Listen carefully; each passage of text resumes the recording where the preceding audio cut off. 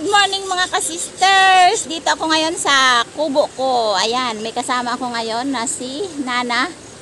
Si Nana ay nanay ni Milin, yung asawa ni Eric. So ayan, nagiging kasama ko si Nana ngayon sa pagdadamo ng aking garden. Kasi nga kailangan ko siyang damuhan para makapagtanim ako ng gulay. Napakarami kasing damo yung palibot ng kubo ko na to, kaya kailangan ko si Nana na magtulong. Ayan, dahil wala naman siyang gawa doon sa kanilang bahay at kailangan din ni Nana na may kunting exercise. Pero si Nana ay hindi ko hinigpitan sa oras para sa pagtrabaho. Pag medyo pagod na, sabi ko sa kanya ay pahinga. Kasi hindi na kailangan talaga sa matanda ang sobrang pagod. Yung ano lang, yung konting relax lang at saka exercise. So ayan si Nana. So mamaya gagala tayo doon sa pangalawang tanim ng mais. Kung may makuha kami doon na mais ay ilalaga namin at yun ang aming memeryendahin. May tanim na gulay na upo at saka sitaw. Yan ay papaya, pero napakaraming damo. Ayan, sobrang madaming damo sa ilalim niya mga ka-sisters. Kaya kailangan namin gamasan niya ni Nana para mataniman namin ng ibang tanim. Hanggang doon yan ang gagamasan namin. Doon sa unahan yan ay yung baboyan. Baboyan. May alaga tayong baboy na kunti lang mga ka-sisters. Yung saluyot, ginapagulang ko yung bunga niya para may tanim ulit tayo. Ayan o, tumaba na yung yung talong dyan sa likod mo, Nana o. Yan. So may mga ilang tanim ako dito mga ka-sisters nung isang taon pa. Ayan yung maraming bulaklak. Ang tawag sa amin ay kadyos. Masarap yan sa tuhod ng baboy na nilaga. Ayan o, napakaraming bulaklak at sigurado ay bunga na yan mga ka-sisters yung kadyos natin. Yan. Ilang puno lang yan pero napakaraming bulaklak. Ano yan? Lahat ng bulaklak niya na ano yan? Mabuo no? Oo eh. Magabunga yan? Ay, sigurado may aanihin tayo dyan. So, yan. Napakasukal talaga mga ka-sisters. Yung talbos ng kamuti, may talong, ay naghalo-halo na. So, need natin si Nana. Kasi si Nana ay kahit saan mo niyan dalhin, ay talaga napakasipag magdamo dahil pagdating sa kanilang bahayan, puro ganyan lang ang trabaho niya, magdamo, magtanim. So lagi siyang naka-stay dito sa bahay ni Milin.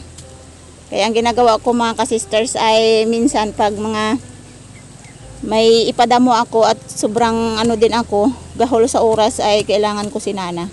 Yung ibang palayan ko mga ka-sister, si Nana din ang naggamas nun. At syempre, kapag nag-utos tayo sa tao ay may sahod yan si Nana. Bawat araw ay may sahod. Kailangan ni Nana ang kumita. Pambayad kuryente. Ano Nana, pambayad kuryente? Syempre, kailangan mo din yung pagkain mo araw-araw syempre. Oo. Pero kay tarman to akong mga tatos daghala. Ukulungan ng baboy, sisilipin natin kung lumalaki din yung biik dyan. Oh, ito si baboy. Magugulatin pa naman yan mga ka-sisters. Oh, ano yan? Aba, may pagkain kayo ah.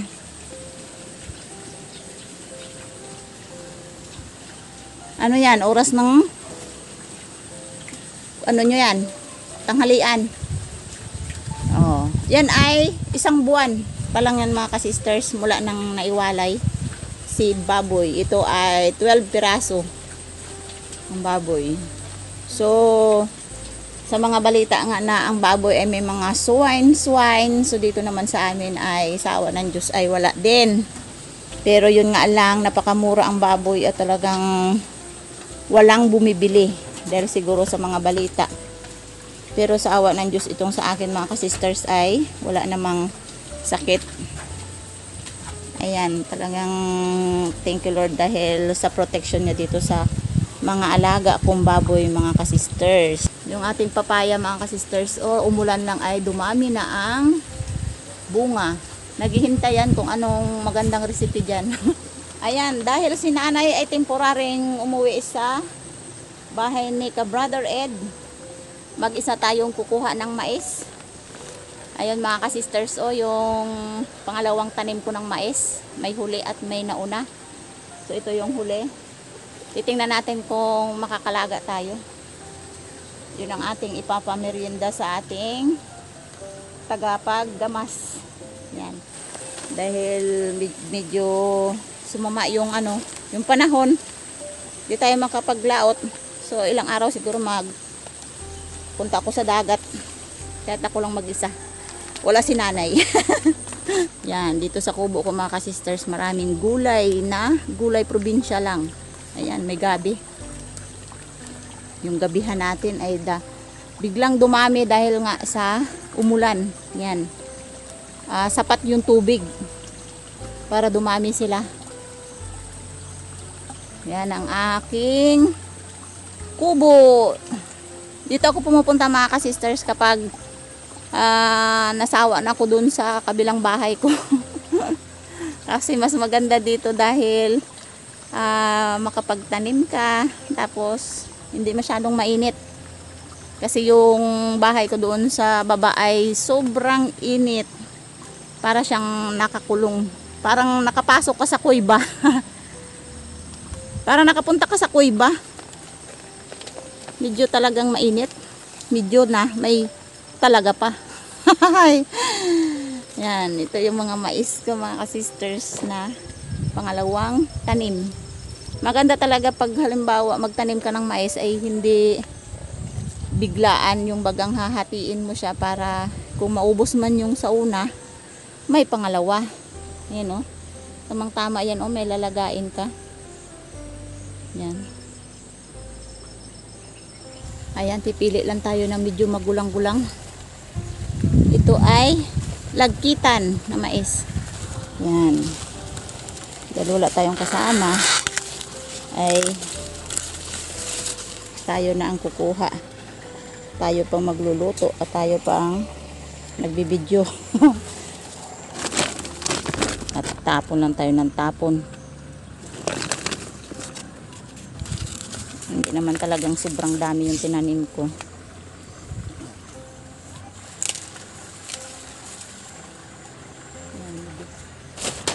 Shoot din. Talaga naman. Kaya ito lang kasama kapag may paraan.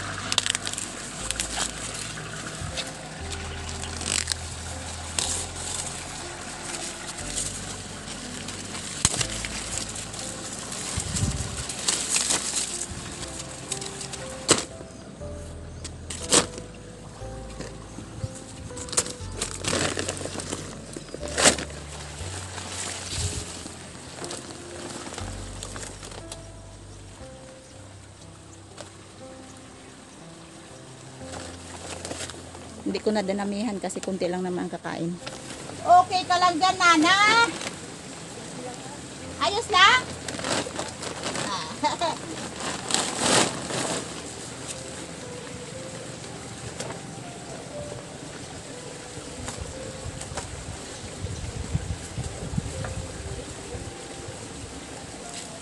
Wow. Eksakto lang ang kanyang gulang. Tamang-tama isa. Sayang si nanay di nakaabot ng nilagang mais. Pasensya si Madel. Bigla siyang nag-uwi. Hindi ko alam kung maabutan pa niya sa sunod na linggo. Dahil uwi naman si nanay sa sunod na linggo dito. Hindi ko alam kung abutan pa niya yung ibang mais ko, baka biglang maggulang.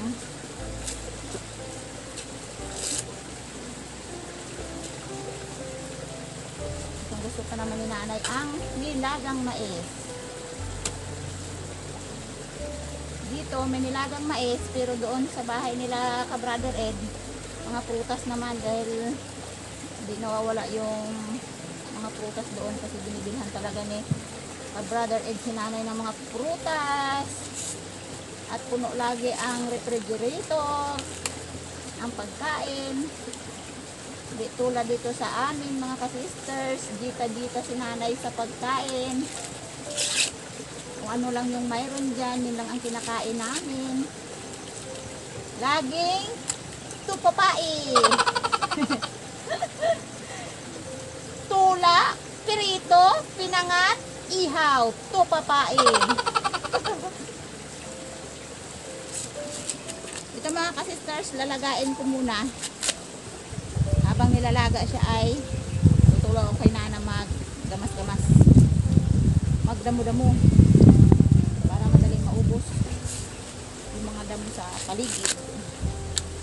Makatanim tayo ng mga sari-saring gulay kasi may mga binhi ako na nabili. Ang palaya, talong, kamatis, pichay, may labanos pa.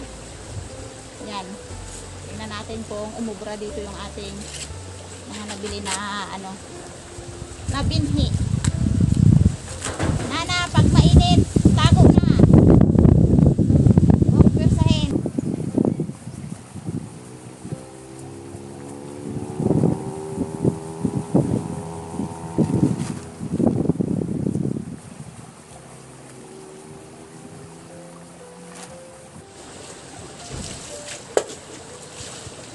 Sobrang linis na.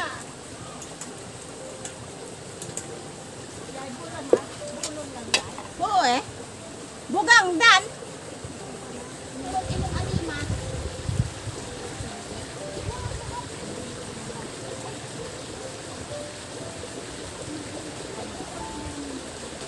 Kailangan mo mag-gloves para hindi masira ang kamay. Unahin natin ang magulang na magulang. Ay, matigas.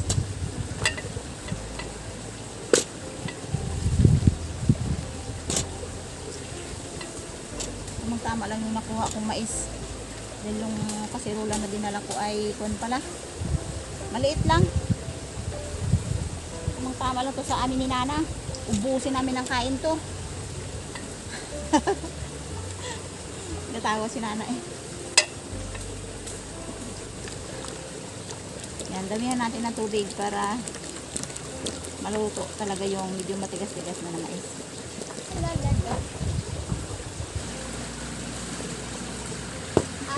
Boy daw, umakutot. Yun. Ay. Hindi siya makikot. Maluang na.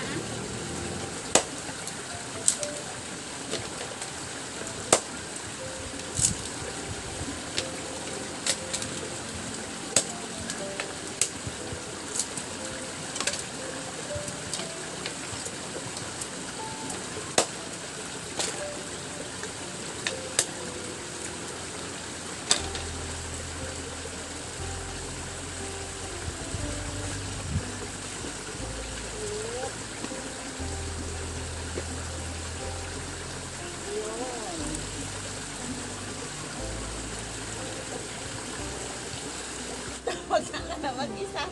Ay, sus! Opo. Lasama din pala magpinto mag-isa. Kapag sa malangin ng Kapag sa mga malangin. Kapag sa malangin nga daw kwan. Ibahan. Laglain tuloy.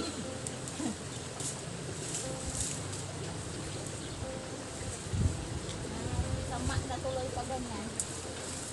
Ay, para na, ano mo ang paborito mo? Ano naman to? Ay, para to sa imo. Ano, pero ang tasty bread to. Ang man ako, balaw lang ato ang gawag kaon para man dito ating tanan.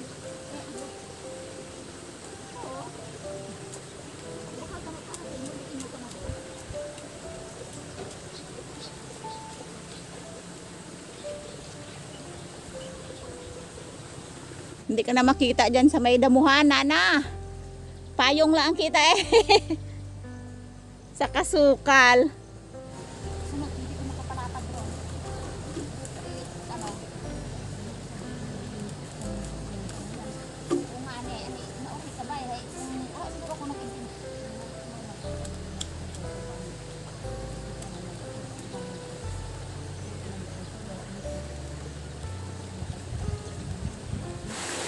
Umulan na. Ayan yung ating mais na nilaga. Naabutan na ng ulan. Tamang-tama naman ay luto na.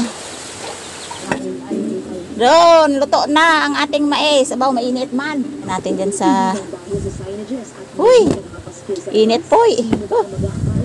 Paborito yan ni Eric yung mais. Ang saging. Okay. Kain habang tayo ay namamahinga. Oh. Ito yung merienda namin ni Nana, mais na nilaga. Ayan, napakalakas yung ulan sa labas, oh. Ulan, oh. Tamang-tama, pahinga namin. Habang kumakain ng mais. Ano ang tiya sa aming dinakainan? Nasarap talaga mga ka-sisters. Pasensya kay kananay. Para kang nasa 12 times sa 20 minutes na pagsakay sa cable car. Dito sa kubo ko mga ka-sisters, mayroong TV. Sosyal. Kubo na may TV. Tingnan mo si Nana. Habang kakain, nagapanood. Dito ako namamahinga habang habang pagod. Malbahol ka. Matibay ba dyan?